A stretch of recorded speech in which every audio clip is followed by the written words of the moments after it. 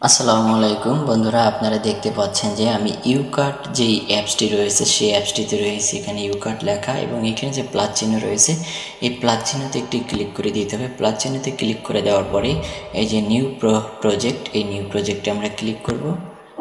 New প্রজেক্টে click করার পরে আপনারা দেখতে পাবেন এখানে আমাদের যে গ্যালারি রয়েছে সেই গ্যালারি ওপেন হবে।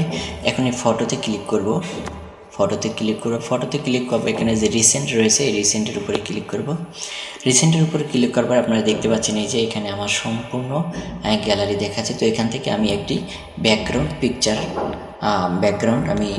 একটা পিকচার ব্যাকগ্রাউন্ড হিসেবে চয়েস করবো। তো এখানে দেখতে পাচ্ছেন যে অনেকগুলো আমার ব্যাকগ্রাউন্ড রয়েছে। আমি যে কোনো একটি পিকচার আমি এখান থেকে চয়েস করে নিতে পারি। তো সেক্ষেত্রে আমি এই পিকচারটি চয়েস করে নিচ্ছি। এখন এই যে তীর চিহ্নের মতো দেখাচ্ছে এখানে আমাকে ক্লিক করতে হবে। ক্লিক করে দিলাম। ক্লিক করে দেওয়ার পরে দেখতে পাচ্ছেন যে এখানে আমার যে একটা ফ্রেম চলে আসছে এবং এখানে এডিট করার জন্য অনেকগুলো অপশন এখানে দেখাচ্ছে। তো আমাকে প্রথমে যে কাজটি করতে হবে তা হচ্ছে এই যে ব্যাকগ্রাউন্ডটা যে নিয়েছি এটাকে একটু টাচ করতে হবে। টাচ করলে মার্কিং হয়ে যাবে। তারপর তীরের মতো যে আছে এখানে ডান দিকে একটু চেপে ধরলে এটা লম্বা হয়ে যাবে এবং আমাকে ততক্ষণ চেপে ধরতে হবে যত বড় আমি ভিডিওটা করতে চাই। আমি 2 মিনিট হলে আমি ছেড়ে দিচ্ছি, বাস হয়ে গেল। তো আমি এই ভিডিওটার লেন্থ 2 মিনিট করব, বাস। এখন হচ্ছে আমি একটা টেক্সট কপি করে নিয়ে আসবো। যে কোনো একটি টেক্সট কপি করে নিয়ে আসতে পারি এবং সেই টেক্সট কপি করে নেওয়ার জন্য বিভিন্ন সোর্স আপনারা ইউজ করতে পারেন। সেটা হচ্ছে গুগল অথবা কোনো অ্যাপস। তো আমি এখন একটি অ্যাপস থেকে বা গুগল থেকে আমি একটু টেক্সট কালেক্ট করে নিই। আমি টেক্সট কপি করে নিয়ে আসছি। এখন আমি এখানে পেস্ট করবো। এখানে দেখতে পাচ্ছেন যে ডাবলটি দেখা রয়েছে। এই ডাবলটিতে আমাকে একটু টাচ করতে হবে। টাচ করার পরে এখানে দেখতে পাচ্ছেন যে একটা রাইটিং স্পেস রয়েছে। এখানে একটু চেপে ধরে আমি যা কপি করেছি তা পেস্ট করে দিচ্ছি। হ্যাঁ, পেস্ট করে দিয়েছি অলরেডি। এখন আমার স্ক্রিনে টাচ করে একটু নিচের দিকে নামাবো, তাহলে আমার লেখাগুলো নিচের দিকে নেমে যাবে এবং স্টার্টিং পয়েন্টে আমি চলে আসবো। দেখতে পাচ্ছেন আমি লেখাগুলোকে নিচের দিকে নামিয়ে নিয়েছি। তো আজকে আমার যে মূল বিষয় সেটা হচ্ছে যে এই ইউকার্ট যে অ্যাপসের মাধ্যমে আপনারা অনেকেই করতে পারেন না, সেটা হচ্ছে রেশিও সেট আপ করতে পারেন না। তো আমি দেখাবো, তার আগে ভিডিওটা একটা পর্যায়ে নিয়ে যাই। তো এখন আমাকে যে কাজটি করতে হবে যে এই যে একটা বক্সের মতো দেখতে পাচ্ছেন এই বক্সটাতে ক্লিক করতে হবে। ক্লিক করার পর ডান দিকে আবার চেপে ধরতে হবে, তাহলে ভিডিওর ব্যাকগ্রাউন্ড যত বড় আমার লেখাটাও তত বড় মার্কিং হয়ে যাবে। হয়ে গেছে অলরেডি। তো এখন যে কাজটি করতে হবে তা হচ্ছে আবার সেই লেখার উপরে আমার যে লেখার উপরে আবার টাচ করে দিতে হবে। টাচ করে দেওয়ার পরে আবার সেই যে বক্স রয়েছে প্লাস সেটাতে ক্লিক করতে হবে। ক্লিক করার পরে এখন আমাকে এই যে স্ক্রিনের উপরে যে লেখা রয়েছে এটিকে টাচ করে উপরের দিকে তুলতে হবে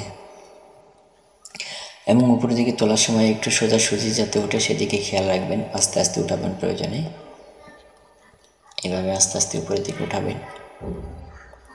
আস্তে আস্তে উপরের দিকে উঠাবেন। দেখতে পাচ্ছেন লেখাগুলো উপরের দিকে উঠে যাচ্ছে। তো আপনার এভাবে আস্তে আস্তে উপরের দিকে উঠাবেন এবং সোজাসুজিভাবে উঠাবেন, যাতে লেখাটা উঠানোর সময় যেন একটু আঁকাবাঁকা না হয় সেদিকে খেয়াল রাখবেন।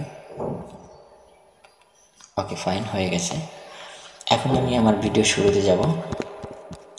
শুরুতে চলে আসছে। এখন আমি প্লে করে দিয়েছি। দেখতে পাচ্ছেন লেখাগুলো অটোমেটিক কিন্তু উপরের দিকে উঠে যাচ্ছে। আমাকে জন্য কোনো কিছু টাচ করতে হচ্ছে না, কোনো টানাটানি করা লাগতেছে না, কিছু করা লাগতেছে না।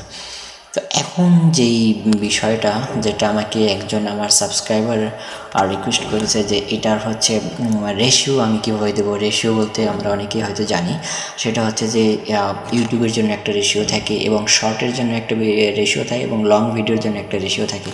তো আমি যদি শর্ট ভিডিও তৈরি করি তাহলে তো আমার এই রেশিও চলবে না, আবার যদি লং ভিডিও তৈরি করি তাহলে শর্টের রেশিও চলবে না। তো সেক্ষেত্রে এই অ্যাপসের মাধ্যমে আমি যদি রেশিও চেঞ্জ করি, আমার যদি বড় ভিডিও থেকে আমি শর্টস তৈরি করি তাহলে আমার রেশিওটা চেঞ্জ করতে হবে। সেটা আমি কীভাবে করব আমি এখন দেখিয়ে দিচ্ছি। এই যে দেখতে পাচ্ছেন এখানে অনেকগুলো অপশন রয়েছে। এই অপশনগুলোর ভিতরে কিন্তু কোথাও রেশিও লেখা নেই, কিন্তু রেশিও লেখার জন্য আপনাকে খুঁজে নিতে হবে একটা অপশন, সেটা হচ্ছে বিজি। এই যে বিজি লেখা দেখতে পাচ্ছেন, এই বিজিতে টাচ করবেন। টাচ করার পর এখানে দেখতে পাচ্ছেন অটোমেটিক কিন্তু রেশিওগুলো দেখাচ্ছে। এই বিজিতে টাচ না করা পর্যন্ত এই রেশিওগুলো আপনাকে দেখাবে না। যেহেতু বিজিতে টাচ করা হয়ে গেছে, এখন রেশিও দেখাচ্ছে।